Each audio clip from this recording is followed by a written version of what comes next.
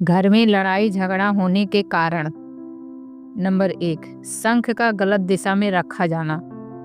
शंख को दक्षिणावर्ती या वामावर्ती दो प्रकार का माना गया है।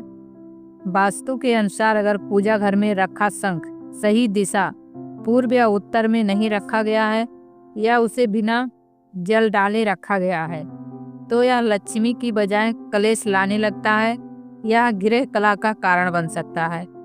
नंबर 2, लाल कपड़ा बेवजह घर में लटकाना या बिछाना। पुराणों के अनुसार बिना उद्देश्य के लाल वस्त्र या कपड़ा विशेष रूप से दरवाजे या पलंग पर लटकाना मंगल दोष उत्पन्न करता है। इससे घर में क्रोध, वाद विवाद और अग्नि से संबंधित कष्ट उत्पन्न हो सकते हैं। लाल रंग की ऊर्जा बहुत तीव्र होती है, अतः इसे सोच समझकर प्रयोग करना चाहिए। नंबर 3, अग्नि कुंड या हवन सामग्री का अपवित्रित स्थान पर रखा जाना।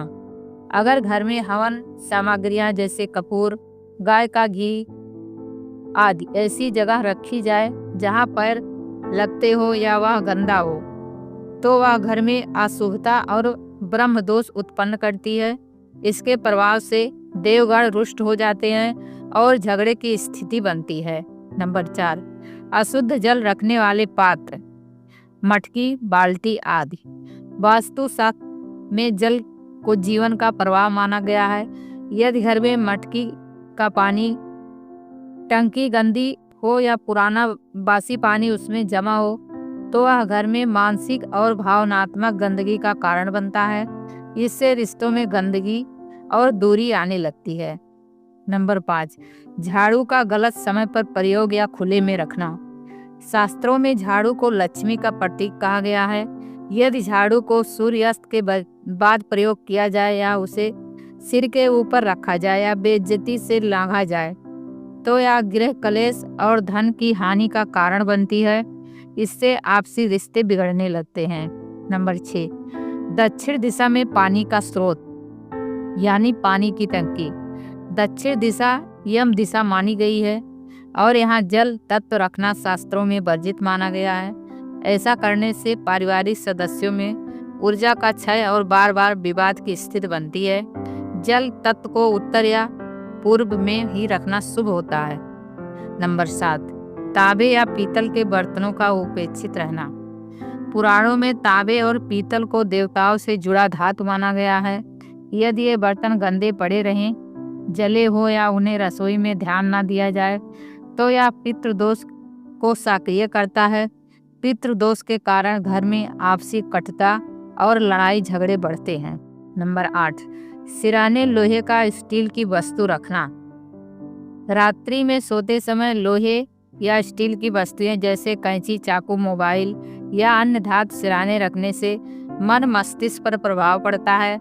यह नींद की गुणवत्ता घटाता है और चित्त चंचल बना देता है, जिससे अनावश्यक विवाद और चिड़चिड़ापन जन्म देता है।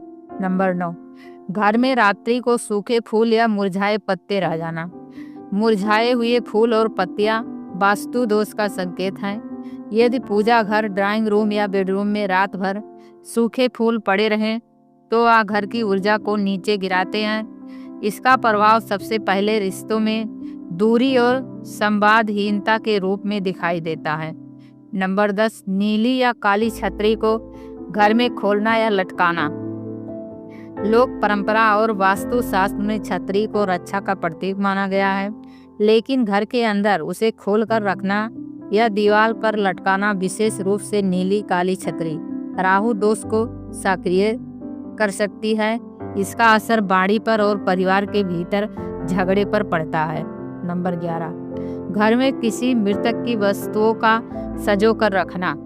शास्त्रों में कहा गया है किसी दिव्यांग व्यक्ति के कपड़े, चश्मा, घड़ी या अन्य निजी वस्तुएं बहुत समय तक घर में रखना पितृदोष को अस्थायी कर सकता है या घर में उदासी और बार बार छोटी बातों पर तकरार का कारण बन सकता है।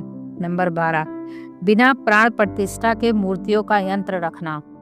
कई लोग सुंदर दिखने के लिए भगवान की बड़ी मूर्तियां, यंत्र घर में रखते हैं, परंतु बिना विधि पूर्वक प्राण प्रतिष्ठा के ये वस्तुएं निष्क्रिय नहीं बल्कि दोषपूर्ण मानी जाती हैं। इससे घर में उलझन, भ्रम और अशांति बढ़ती है। ऐसे ही वीडियो देखने के लिए हमारे चैनल को सब्सक्राइब करें, कमेंट करें। धन्यवाद।